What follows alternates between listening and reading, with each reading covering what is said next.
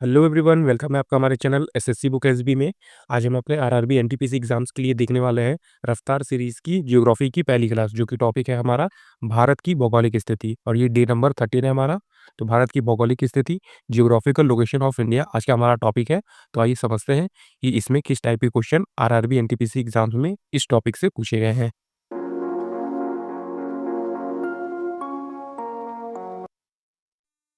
तो आइए दोस्तों, आज का हमारा टॉपिक देखते हैं। तो आपने टॉपिक का नाम देख लिया होगा, जो कि है भारत की भौगोलिक स्थिति। तो इसमें हम पहला क्वेश्चन देखेंगे। तो इसमें पहला क्वेश्चन आता है, जो कि है निम्नलिखित में से किस देश के साथ भारत अपनी सबसे लंबी भूमि सीमा को साझा करता है। तो ये काफ़ी इंपॉर्टेंट क्वेश्चन है। ज़्यादातर एग्जाम्स में आपने देखा होगा कि इस टाइप से क्वेश्चन जो है भारत के पड़ोसी देशों के साथ क्वेश्चन बनते हैं। तो इसमें पूछा गया है कि ऐसा कौन सा देश है इनमें से जो भारत के साथ सबसे लंबी भूमि सीमा को साझा करता है। तो आप देख पा रहे होंगे ऑप्शन नंबर सी, जो बांग्लादेश है, वो सबसे ज़्यादा भूमि सीमा साझा करता है अब हमारे भारत से। तो ये देखेंगे नीचे आप, बांग्लादेश भारत का पूर्वी सीमावर्ती पड़ोसी देश है, जो तीनों ओर से भारत है तथा दक्षिण में बंगाल की खाड़ी से घिरा हुआ है। भारत बांग्लादेश के साथ अपनी सबसे लंबी भूमि सीमा 4096 किलोमीटर साझा करता है, मतलब 4096 किलोमीटर जो भूमि सीमा है वो भारत साझा करता है। तो ये आपका राइट आंसर हो जाएगा। तो बांग्लादेश आप याद रखेंगे कि बांग्लादेश की सीमा हमारे भारत से सबसे ज़्यादा लगती है। इसी तरह अगला क्वेश्चन आता है हमारा।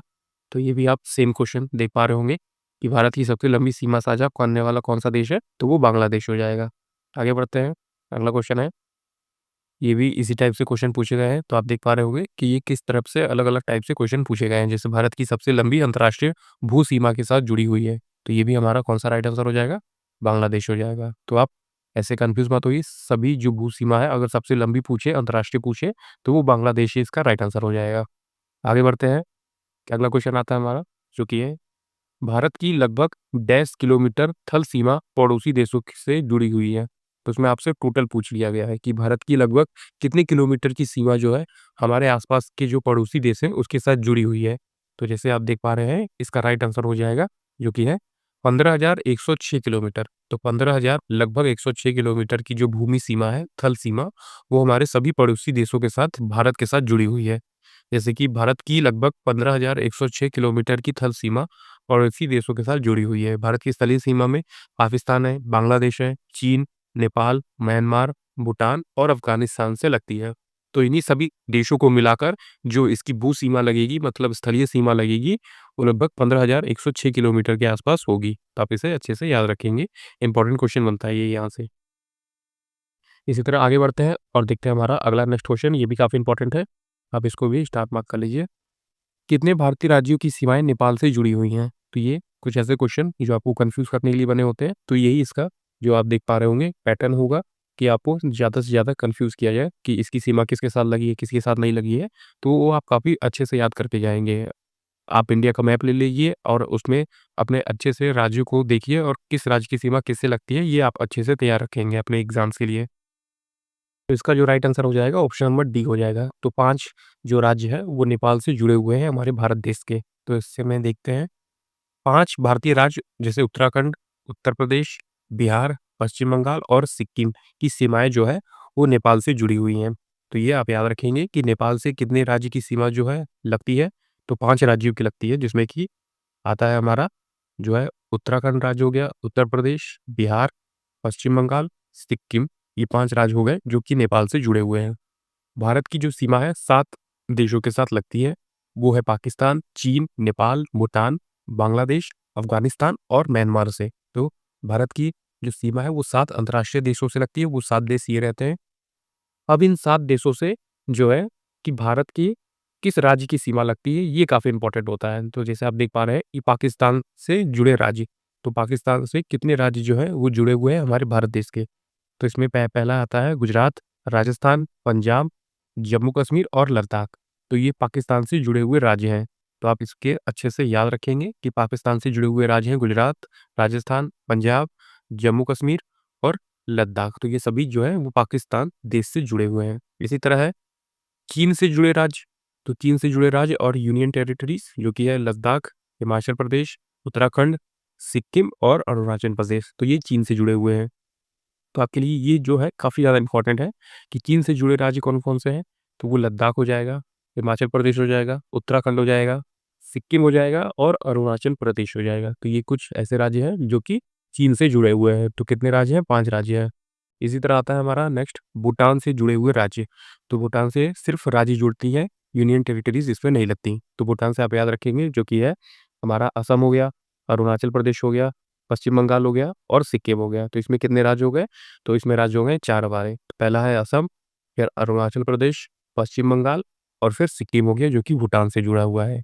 इसी तरह है आप देख पा रहे होंगे बांग्लादेश से जुड़े राज्य। तो इसमें बांग्लादेश से जुड़े राज्य इसमें कौन-कौन से राज्य आते हैं? तो इसमें आप देख रहे हैं कि इसमें पश्चिम बंगाल है, असम है, मेघालय है, त्रिपुरा है और मिज़ोरम है। तो बांग्लादेश का काफ़ी इम्पोर्टेंट है, चीन का इम्पोर्टेंट है। तो ये जो सभी है वो लगभग सभी इम्पोर्टेंट है, आप इसको भी याद रखेंगे। बांग्लादेश का पहला है जो है पश्चिम बंगाल जुड़ा हुआ है, असम जुड़ा हुआ है, मेघालय, त्रिपुरा और फिर मिज़ोरम। तो ये 5 राज्य हैं जो कि बांग्लादेश से जुड़े हुए हैं। आगे बढ़ते हैं म्यांमार से जुड़े हुए राज्य। तो म्यांमार से कौन से राज्य जुड़े हुए हैं? तो वो अरुणाचल प्रदेश हो जाएगा, मणिपुर हो जाएगा, मिज़ोरम हो जाएगा और नागालैंड हो जाएगा। तो आप याद रखेंगे कि नागालैंड जो है वो म्यांमार से जुड़े हुए राज्य में से एक है। आप इसको अच्छे से याद रख लीजिए कि म्यांमार से भी अगर क्वेश्चन बनते हैं तो वो अरुणाचल प्रदेश होगा, मणिपुर, मिज़ोरम और नागालैंड। तो ये आप याद रखिए, काफ़ी ज़्यादा इम्पोर्टेंट क्वेश्चन रहेगा आपके लिए। तो आपने देख लिया कि पाकिस्तान से कौन से राज्य जुड़े हैं, चीन से, भूटान से, बांग्लादेश से और म्यांमार से। तो ये सभी राज्य जो है काफ़ी ज़्यादा इम्पोर्टेंट है, ये क्वेश्चन आपके लिए काफ़ी ज़्यादा इम्पोर्टेंट रहेगा। आइए आगे बढ़ते हैं। अब इसमें हमारा क्वेश्चन आता है जो कि है लक्षद्वीप समूह और अंडमान निकोबार द्वीप समूह के समुद्र तट सहित भारत की समुद्री तट की लगभग कुल लंबाई कितनी है? तो इसमें आपसे पूछा गया है कि लक्षद्वीप समूह और अंडमान निकोबार द्वीप समूह को मिलाकर भारत के समुद्री तट की टोटल लंबाई कितनी है? तो ये टोटल लंबाई हो जाएगी जो कि है 75-17 किलोमीटर। तो 7517 किलोमीटर इसका जो है राइट आंसर हो जाएगा। तो आप नीचे जैसे देख पा रहे हैं, भारत के तटीय सीमा की लगभग कुल लंबाई 7517 किलोमीटर है। भारत विश्व का 7वां जो कि क्षेत्रफल की दृष्टि से सबसे बड़ा देश है। तो भारत में गुजरात राज्य की सबसे लंबी तटीय रेखा है। भारत में 9 तटीय राज्य हैं जिसमें कि गुजरात, महाराष्ट्र, गोवा, कर्नाटक, केरल, तमिलनाडु, आंध्र प्रदेश, उड़ीसा एवं पश्चिम बंगाल तथा केंद्र शासित प्रदेश में पुदुचेरी हो गया, दमन दीव, अंडमान निकोबार एवं लक्षद्वीप है। तो ये काफ़ी इंपॉर्टेंट क्वेश्चन है आपके लिए, आप इसको याद रखेंगे कि लक्षद्वीप समूह और अंडमान निकोबार द्वीप समूह को मिलाकर भारत का जो समुद्री तट की कुल लंबाई है वो 7517 किलोमीटर है। आगे आता है, आगे हमारा क्वेश्चन है, तो आप देख पा रहे हैं जैसे कि पूछा गया है, भारतीय मानक इस समय IST Indian standard time Greenwich माध्यम जो है जीएमटी से कितना आगे है? तो ये आपने सभी देखा होगा, तो ये है 5.5 घंटे, 5 घंटे और 30 मिनट जो है वो आगे हैं। तो आप इसको राइट आंसर टिक कर सकते हैं कि भारतीय मानक समय जो है वो जीएमटी से कितना आगे है? तो 5 घंटे 30 मिनट आगे हैं। जैसे कि आप नीचे देख पा रहे हैं कि भारत का मानक समय जो है इस समय प्रयागराज के समीप मिर्ज़ापुर से गुजरने वाले 82 सही 1/2 पूर्वी देशांतर रेखाओं को माना गया है, जो कि ग्रीनविच समय से 5.5 घंटे आगे है। ज्ञा ज्ञात है कि हमें 82 सही 1/2 पूर्वी देशांतर भाग जो है भारत के 5 राज्य उत्तर प्रदेश, मध्य प्रदेश, छत्तीसगढ़, उड़ीसा एवं आंध्र प्रदेश से होके गुजरता है। तो ये काफ़ी इंपॉर्टेंट लाइन है आपके लिए, आप इसको भी याद रखें कि जो है कि स्टैंडर्ड टाइम जो है कितने राज्यों से होके गुजरता है, भारत का मानक समय वो उत्तर प्रदेश से होके गुजरता है, मध्य प्रदेश से, छत्तीसगढ़ से, उड़ीसा से और आंध्र प्रदेश से होके गुजरता है। तो ये 5 राज्यों से होके गुजरता है, इसको भी आप याद रखेंगे।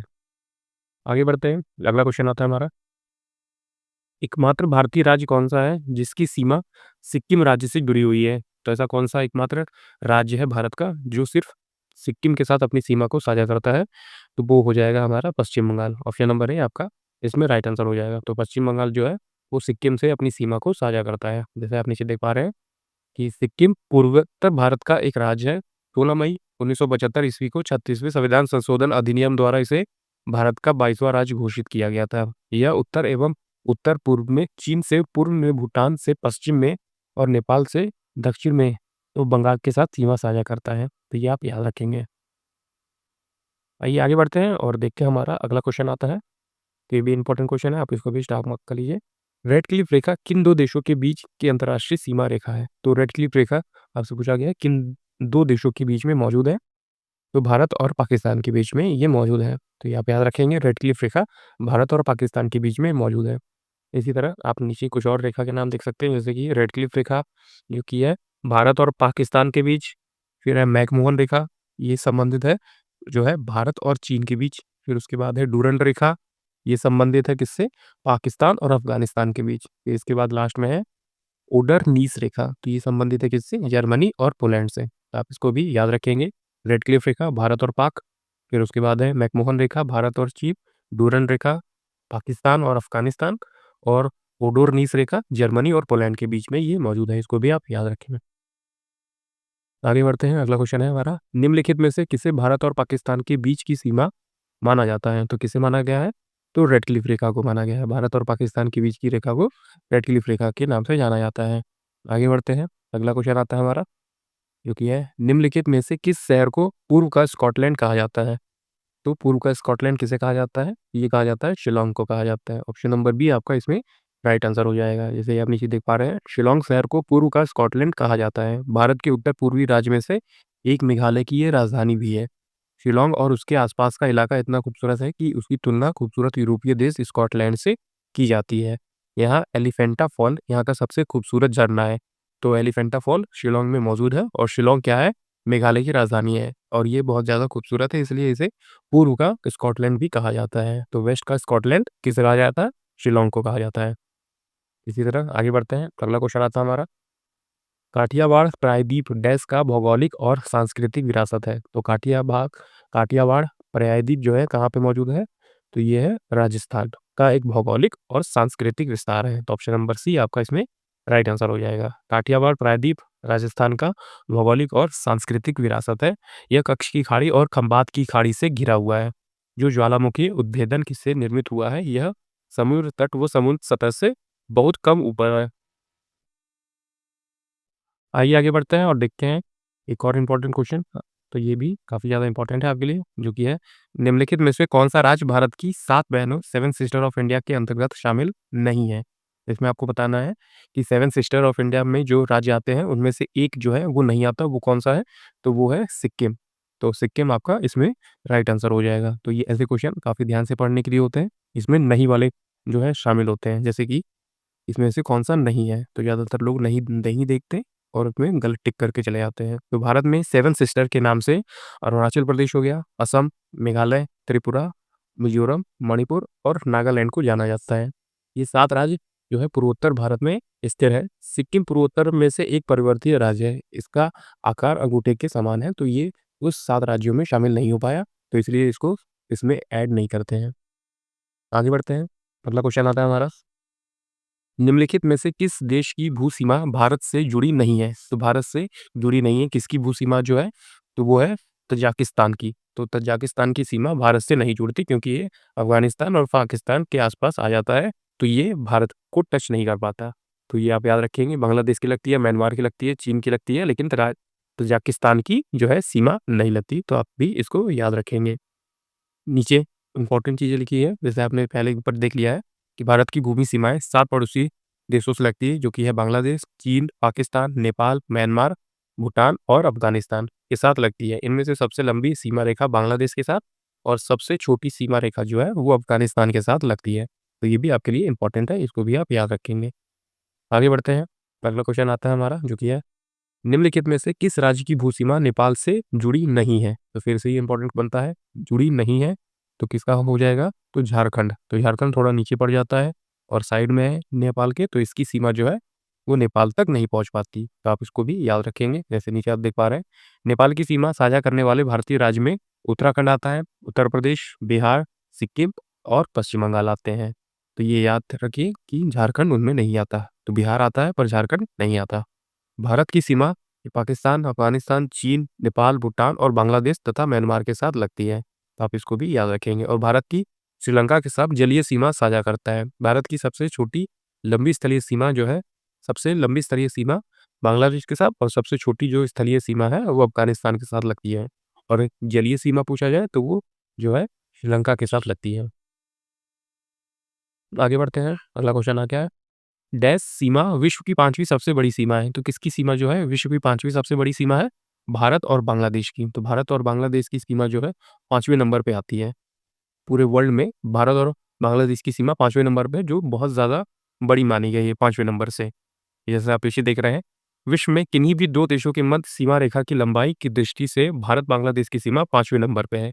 सबसे लंबी सीमा साझा करने वाला देश है अमेरिका और कनाडा। तो जैसे कि आपने देखा होगा कभी मैप में, तो जैसे देख पा रहे हैं मैप कि इसमें सबसे जो लंबी सीमा साझा करने वाला जो 2 देश हैं, वो अमेरिका है और कनाडा है। इसी तरह 5वें नंबर पे आता है हमारा भारत, भारत और बांग्लादेश। आगे बढ़ते हैं, अगला क्वेश्चन देखते हैं। निम्नलिखित में से कौन-सी जल संधि अंडमान और निकोबार द्वीप समूह को अलग करती है? एक बार फिर से ये काफ़ी ज़्यादा इम्पोर्टेंट क्वेश्चन। तो ये आपसे पूछा गया है कि कौन सी ऐसी जल संधि है जो निकोबार द्वीप समूह को अंडमान से अलग करती है? तो ये हो जाएगा 10 डिग्री चैनल। तो 10 डिग्री जल संधि या फिर 10 डिग्री चैनल जो है वो अंडमान और निकोबार को अलग करती है। इसी तरह कुछ और संधि के नाम है, कुछ और चैनल जैसे लिखे हुए हैं 9 डिग्री चैनल, 8 डिग्री चैनल। तो ये किससे रिलेटेड है? ये भी काफ़ी ज़्यादा इंपॉर्टेंट है। तो आप इसको भी याद रखेंगे कि 9 डिग्री चैनल ये संबंधित है, आप देख पा रहे हैं, लक्षद्वीप और मिनिकॉय से। फिर है इसी तरह हमारा 8 डिग्री चैनल। तो 8 डिग्री चैनल संबंधित है किससे? मिनिकॉय और मालदीव से। फिर है 10 डिग्री चैनल, ये संबंधित है किससे?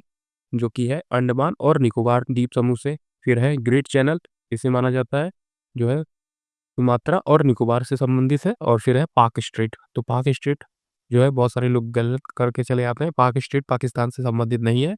यहाँ पे जल संधि की बात हो रही है, तो ऐसी जगह होंगी जहाँ पे जो है पानी बहुत ज़्यादा मात्रा में होगा, जहाँ पे जल होगा। तो ये तमिलनाडु और श्रीलंका के बीच में मौजूद है, मतलब भारत का सबसे दक्षिणी छोर और श्रीलंका के बीच में मौजूद है पाक स्ट्रेट। तो मतलब ये सभी आपके लिए काफ़ी ज़्यादा इंपॉर्टेंट बनते हैं, जो कि है 9 डिग्री चैनल लक्षद्वीप और मिनिकॉय से संबंधित है, 8 डिग्री चैनल मिनिकॉय और मालदीव से, 10 डिग्री चैनल अंडमान और निकोबार से, फिर ग्रेट चैनल संबंधित है किससे? सुमात्रा और निकोबार से, और पाक स्ट्रेट संबंधित है तमिलनाडु और श्रीलंका से। तो इसमें आपसे पूछा गया है कि अंडमान और निकोबार संबंधित है 10 डिग्री चैनल से। आगे बढ़ते हैं, अगला क्वेश्चन आता है हमारा, इंपॉर्टेंट है ये भी।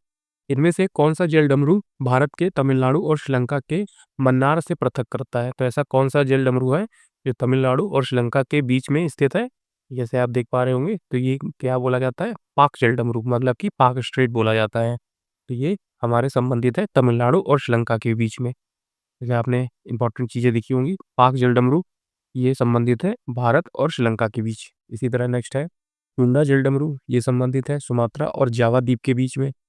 फिर है बांस जलडमरू, ये संबंधित है तस्मान सागर और दक्षिणी सागर के बीच में। फिर उसके बाद है हड्सन हडसन जलडमरू, ये संबंधित है किससे? हडसन की खाड़ी एवं अटलांटिक महासागर के बीच में ये मौजूद है। तो ये 4 इंपॉर्टेंट चीज़ें हैं जो कि आपको याद होनी चाहिए।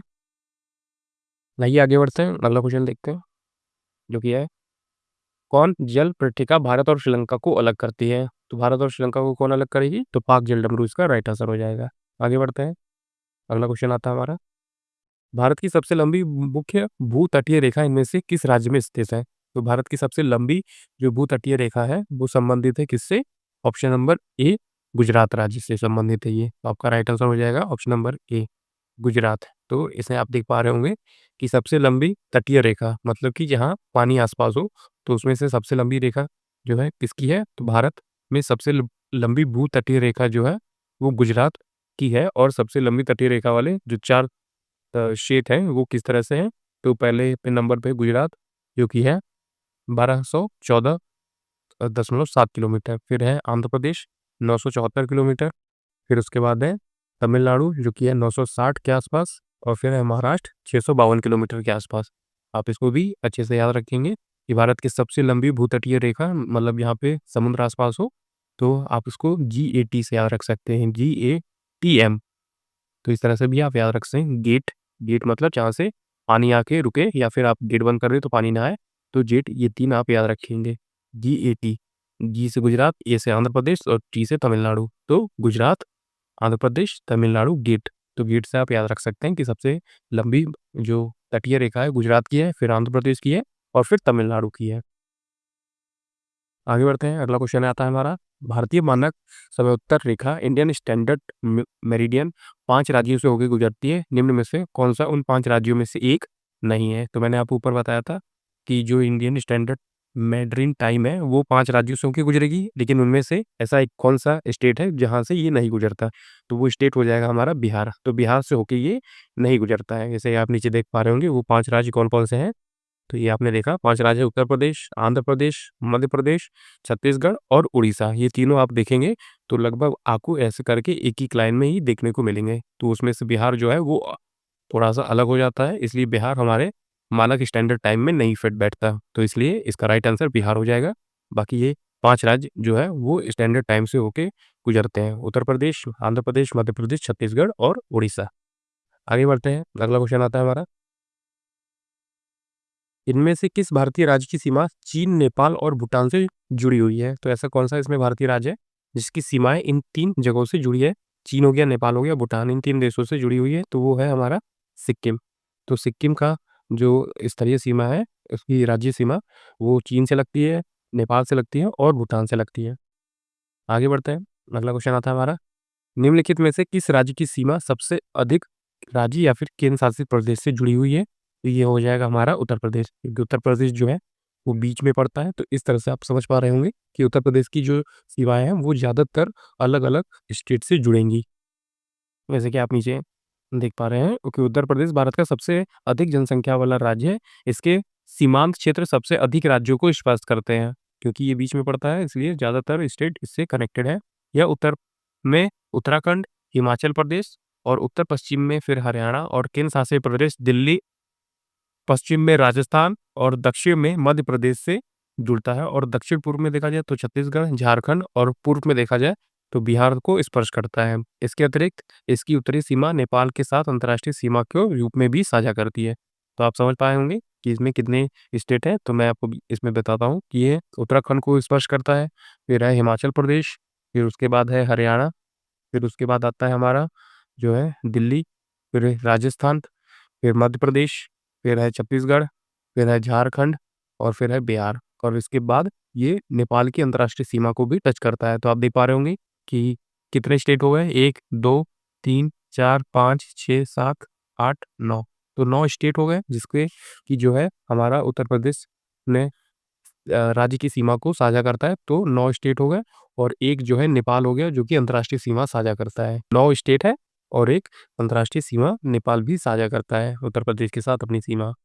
आगे बढ़ते हैं। क्षेत्रफल की दृष्टि से निम्नलिखित में से कौन-सा भारत का सबसे छोटा केंद्र शासित प्रदेश है? तो ये हो जाएगा हमारा लक्षद्वीप। तो लक्षद्वीप जो है सबसे छोटा केंद्र शासित प्रदेश है, तो आप इसको भी याद रखेंगे। आगे बढ़ते हैं। अगला क्वेश्चन आता है हमारा, भारत की अत्यधिक अधिकतम दूरी पर है, भारत से अधिकतम दूरी पर है क्या? तो ये हो जाएगा हमारा दक्षिणी ध्रुव। तो दक्षिणी ध्रुव जो है भारत से बहुत ज़्यादा दूरी पर स्थित है। जैसे आप नीचे देख पा रहे हैं, अक्षांश जो है किसी स्थान से भूमध्य रेखा को कोण दूरी जो भूमध्य रेखा से उत्तर या दक्षिण में दिशा में होती है, इसे किसी भी ध्रुव की दिशा में भूमध्य रेखा की डिग्री में अंश में मापा जाता है। तो मापा गया है, तो जिससे पता चलता है कि भारत से अधिकतम दूरी पे इनमें से कौन-सा है, तो दक्षिणी ध्रुव जो है वो ज़्यादा दूर है। आगे बढ़ते हैं, अगला क्वेश्चन आता है हमारा जो कि है, निम्नलिखित में से किस स्थान पर 12 प्रवाल द्वीप है? तो 12 प्रवाल द्वीप है, तो ये हो जाएगा हमारा लक्षद्वीप। तो लक्षद्वीप में जो है 12 प्रवाल द्वीप हैं, कोरल रीफ जिसे आप नीचे देख पा रहे हैं कि लक्षद्वीप द्वीप समूह में 12 प्रबल द्वीप, एटोल, 3 प्रबल भित्ति जैसे कोरल रीफ और 5 जलमग्न बालू के तटों को मिलाकर कुल 36 छोटे-बड़े द्वीप हैं। भारत का सबसे छोटा केंद्र शासित प्रदेश लक्षद्वीप है, जो कि 32 वर्ग किलोमीटर क्षेत्र में फैला हुआ है। यह द्वीप समूह केरल उच्च न्यायालय के अधिकार क्षेत्र के अंतर्गत आता है तथा इसकी राजधानी जो है करावती है। तो लक्षद्वीप जो है इसका उच्च न्यायालय केरल में स्थित है और ये केरल के अधिकार क्षेत्र में आता है। आगे आता है हमारा क्वेश्चन, जैसे आप देख पा रहे हैं, भारत की मुख्य भूमि का सबसे दक्षिणी छोर कौन-सा है? तो भारत की मुख्य भूमि के सबसे दक्षिणी छोर है कन्याकुमारी। तो कन्याकुमारी आपका इसमें राइट आंसर बनता है, जो कि भारत की मुख्य भूमि का सबसे दक्षिणी छोर माना गया है। आगे बढ़ते हैं, अगला क्वेश्चन आता है हमारा, भारत क्षेत्र का सुदूर दक्षिणी बिंदु इंदिरा बिंदु कहाँ स्थित है? तो भारत का जो दक्षिणी बिंदु है इंदिरा पॉइंट, तो वो किस जगह पे मौजूद है? तो वो ग्रेट निकोबार द्वीप में मौजूद है। तो आपका राइट आंसर हो जाएगा ग्रेट निकोबार। जैसे आप नीचे देख पा रहे हैं कि भारत का पूर्वोत्तर बिंदु किबिथु अरुणाचल प्रदेश में है, पश्चिमोत्तर गौतम गौर माता गुजरात में है, उत्तरतम बिंदु इंदिरा कॉल जो कि जम्मू कश्मीर में है तथा मुख्य भूमि का दक्षिणतम बिंदु कन्याकुमारी तमिलनाडु में मौजूद है। जबकि भारत का दक्षिणतम बिंदु जो है इंदिरा पॉइंट 6 डिग्री 4 मिनट उत्तरी अक्षांश पर स्थित है, अंडमान निकोबार द्वीप समूह के ग्रेट निकोबार द्वीप में स्थित है। आप ये चीज़ें याद रखेंगे, काफ़ी इंपॉर्टेंट क्वेश्चन भी बनता है यहाँ से। तब जैसे आपसे पूछ ले पूर्वोत्तर बिंदु, तो वो किबुतु हो जाएगा। और फिर पश्चिमोत्तर बिंदु, तो वो गौर माता गुजरात हो जाएगा। उत्तर में बिंदु पूछिए तो वो इंदिरा कॉल जम्मू कश्मीर वाला। और भारत की मुख्य भूमि का दक्षिणतम बिंदु पूछा जाए, मतलब भूमि के अंदर, भारत की बॉर्डर के अंदर पूछा जाए, तो वो कन्याकुमारी है तमिलनाडु के। और पूरे भारत का पूछा जाए, तो पूरे भारत का जो दक्षिणतम बिंदु है, तो वो हो जाएगा हमारा जो है इंदिरा पॉइंट, जो कि अंडमान निकोबार के ग्रेट निकोबार द्वीप में स्थित है। आगे बढ़ते हैं, अगला क्वेश्चन आता है, भारत के डैश अपना सीमा हिस्सेदारी करता है। भारत डैश के साथ अपनी सीमा की हिस्सेदारी करता है, तो वो कौन सा हो जाएगा? म्यांमार। तो सिर्फ म्यांमार ही है जिसके साथ भारत अपनी भूमि सीमा साझा करता है। मालदीव नहीं है, फिलीपींस नहीं है, इंडोनेशिया नहीं है, तो म्यांमार है। आगे बढ़ते हैं, अगला क्वेश्चन आता है हमारा, अभी का लास्ट क्वेश्चन है, निम्नलिखित राज्य में से कौन सा म्यांमार के साथ सीमा साझा नहीं करता है? तो म्यांमार के साथ कौन सीमा साझा नहीं करेगा? तो असम हो जाएगा, जो म्यांमार के साथ सीमा को साझा नहीं करेगा। जैसे आप नीचे देख पा रहे हैं, तो म्यांमार जो है सीमा साझा नहीं करता है, किसके साथ? असम के साथ।